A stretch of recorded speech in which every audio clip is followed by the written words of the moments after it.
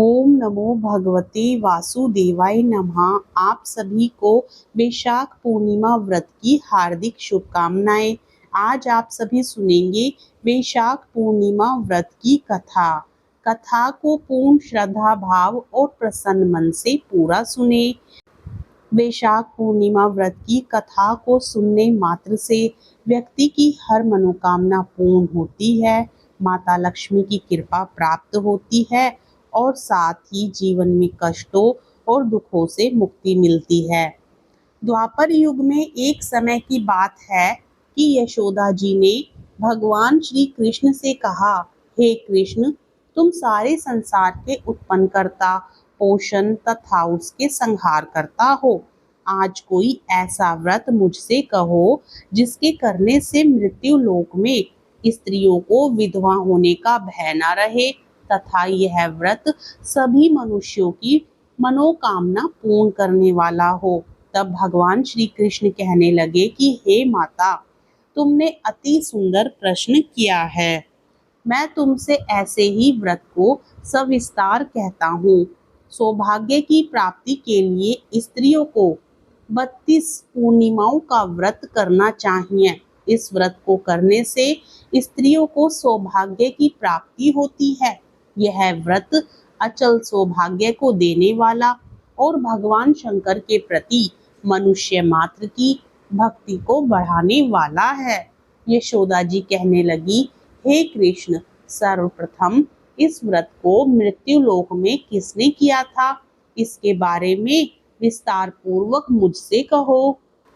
श्री कृष्ण कहने लगे कि इस भूमंडल पर एक अत्यंत प्रसिद्ध राजा चंद्रहास से पालित अनेक प्रकार के रत्नों से परिपूर्ण कातिका नाम की एक नगरी थी। वहां धनेश्वर नाम का एक ब्राह्मण था और उसकी स्त्री अति सुशील और रूपवती थी। दोनों ही उस नगरी में बड़े प्रेम से साथ में रहते थे। घर में धन धान्य आदि की कोई कमी नहीं थी। बस उनको एक बड़ा दुख था, उनके कोई संतान नहीं थी, जिस वजह से वह बहुत दुखी रहते थे। एक दिन एक बड़ा तपस्वी योगी उस नगरी में आया। वह योगी बाकी सभी घरों से भिक्षा मांगकर भोजन किया करता था, लेकिन उस ब्राह्मण के घर से भिक्षा नहीं मांगा करता था। एक दिन योगी गंगा किनारे भिक्षा मांगकर प्रेम पूर्वक खा रहा था कि धनेश्वर ने योगी को यह सब करते देख लिया। सब कार्य किसी प्रकार से देख लिया। अपनी भिक्षा के अनादर से दुखी होकर धनेश्वर योगी से बोले, आप सभी घरों से भिक्षा लेते हैं, परंतु मेरे घर की भिक्षा आप कभी भी नहीं लेते हैं। इसका कारण क्या है? योगी कहने लगा कि आपके धर्म हमें इस बात की आज्ञा नहीं देता है, क्योंकि अभी आप गृहस्थ जीवन में एक सुख से वंचित हैं। आपके घर संतान होने पर मैं आपके घर से भी भिक्षा स्वीकार कर लूंगा। उन्होंने कहा कि जिसे संतान नहीं है उसके घर से भिक्षा लेने से मेरा भी पतित हो जाने का भय है। धनेश्वर यह सब बात सुनकर बहुत दुखी हुआ और हाथ जोड़कर योगी के पैरों में गिर पड़ा तथा दुखी मन से कहने लगा कि आप मुझे संतान प्राप्ति के उपाय बताएं। आप सर्वज्ञ हैं, मुझ पर अवश्य ही यह कृपा कीजिए। धन की मेरे घर में कोई कमी नहीं है, लेकिन मैं संतान न होने के कारण अत्यंत दुखी हूँ। आप मेरे इस दुख का हरण कीजिए। यह सुनकर योगी कहने लगा, तुम माँ चंडी की आराधना करो। घर पहुंचकर उन्होंने यह सारी बात अपनी पत्नी को बताई और खुद वन में चला गया। वन में पहुंचकर उसने माँ चंडी की आराधना की और उपवास किया। माँ चंडी ने 16वें दिन उसको सपने में दर्शन दिए और कहा कि हे धनेश्वर, जा तेरे पुत्र होगा, लेकिन उसकी आयु सिर्फ 16 वर्ष होगी। 16 वर्ष की आयु में ही उसकी मृत्यु हो जाएगी। अगर तुम दोनों स्त्री और पुरुष 32 पूर्णिमाओं का व्रत करोगे तो यह दीर्घायु हो जाएगा। जितनी तुम्हारी सामर्थ्यता हो उतने आंचे के दिए जलाकर शिव जी का पूजन करना, लेकिन पूर्णमासी 32 ही होनी चाहिए। सुबह होते ही तुम्हें इस स्थान के पास एक आम का पेड़ दिखाई देगा। उस पर चढ़कर एक फल तोड़कर अपने घर चले जाना। अपनी स्त्री को इसके बारे में बताना। सुबह स्नान करने के बाद वह स्वच्छ होकर भगवान शंकर जी का ध्यान करके उस फल को खा ले। तब भगवान शंकर की कृपा से उसको गर्भ हो जाएगा। तब ब्राह्मण सुबह उठा तो उसे उस स्थान पर आम का पेड़ दिखाई दिया और वह उससे फल तोड़ने के लिए चढ़ा, लेकिन वह पेड़ पर चढ़ नहीं पा रहा था। यह देखकर उसे बड़ी चिंता हुई। उसने भगवान गणेश की उपासना की और कहा, हे दयानिधे, अपने भक्तों के विघ्नों का नाश करके उनके मंगल कार्य को करने वाले, दुष्ट का नाश करने वाले, रिद्धि सिद्धि देने वाले, आप मुझे इतना बल दें कि मैं अपनी मनोकामना पूरी कर सकूं। इसके बाद वह पेड़ से फल तोड़कर अपनी पत्नी के पास पहुंचा। उसकी पत्नी ने अपने पति के कहे अनुसार इस फल को खा लिया और वह गर्भवती हो गई। देवी की कृपा से उसे बहुत सुंदर पुत्र पैदा हुआ। उसका नाम उन्होंने देवीदास रखा। माता पिता के हर्ष और शोक के साथ वह बालक बढ़ने लगा। भगवान की कृपा से बालक बहुत ही सुंदर था, सुशील और पढ़ाई लिखाई में भी बहुत निपुण था। दुर्गा जी के कथनानुसार उसकी माता ने 32 पूर्णिमा का व्रत रखा।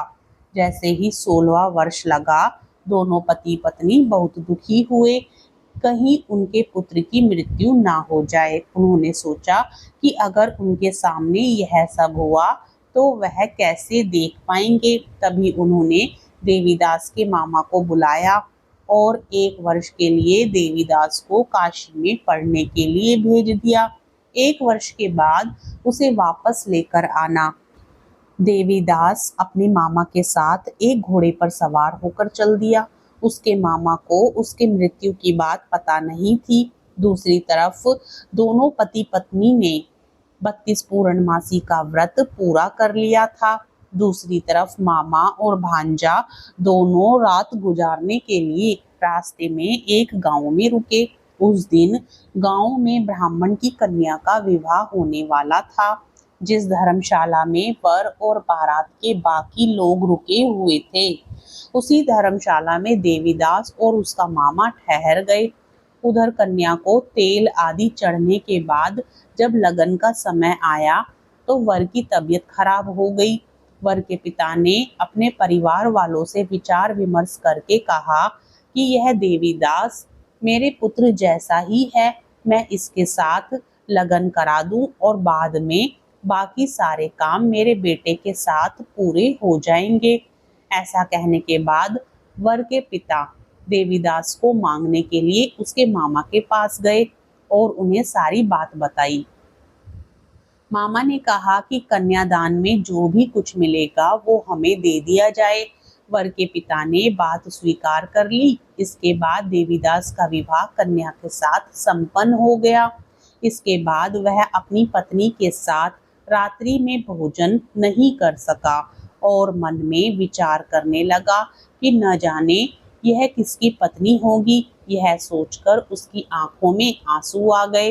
तब वधू ने पूछा कि क्या बात है, आप उदास क्यों हैं? तब उसने सारी बातें पत्नी को बता दी। तब कन्या कहने लगी, यह ब्रह्म विवाद के विपरीत है। आप ही मेरे पति हैं, मैं आपकी ही पत्नी रहूंगी, किसी अन्य की कभी नहीं। तब देवीदास ने कहा, ऐसा मत करिए, क्योंकि मेरी आयु बहुत कम है, मेरे बाद आपका क्या होगा। लेकिन उसकी पत्नी नहीं मानी और बोली, स्वामी आप भोजन कीजिए। दोनों रात में सोने के लिए चले गए। सुबह देवीदास ने पत्नी को 4 नगों से जड़ी एक अंगूठी दी और एक रुमाल दिया और बोला कि हे प्रिय, इसे लो और संकेत समझकर स्थिरचित्त हो जाओ।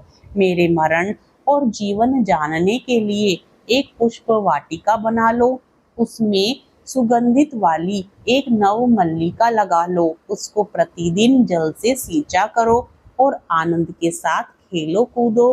जिस समय और जिस दिन मेरा प्राणांत होगा उस दिन यह फूल सूख जाएंगे। जब यह फिर से हरे हो जाएं तो जान लेना मैं जीवित हूँ। यह समझाकर वह वहां से चला गया।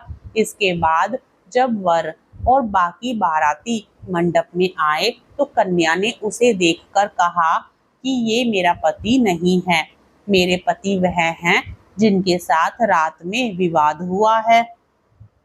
इसके साथ मेरा विवाह नहीं हुआ है।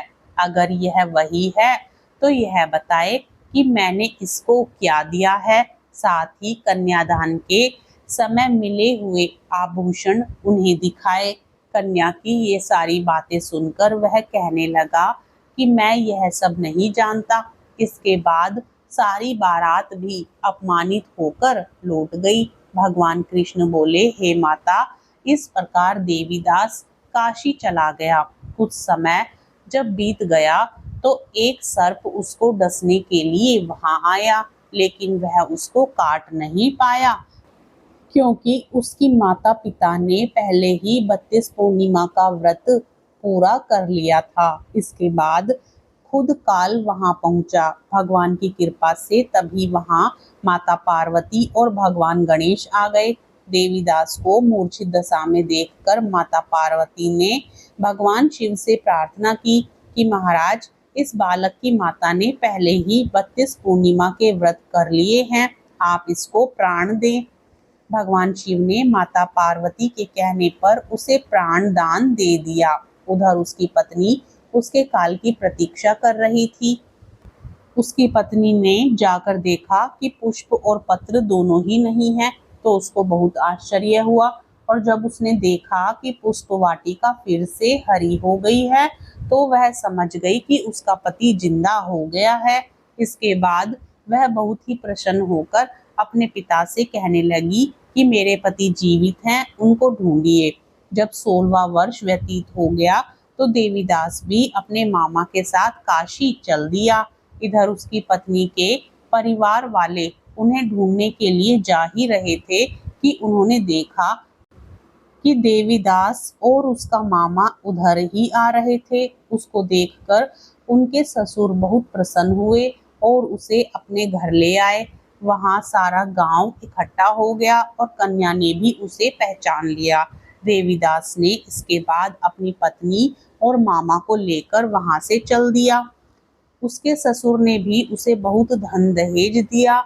जब वह अपने घर की तरफ चल रहा था तो उसके माता पिता को लोगों ने खबर कर दी, तुम्हारा पुत्र देवीदास अपनी पत्नी और मामा के साथ आ रहा है।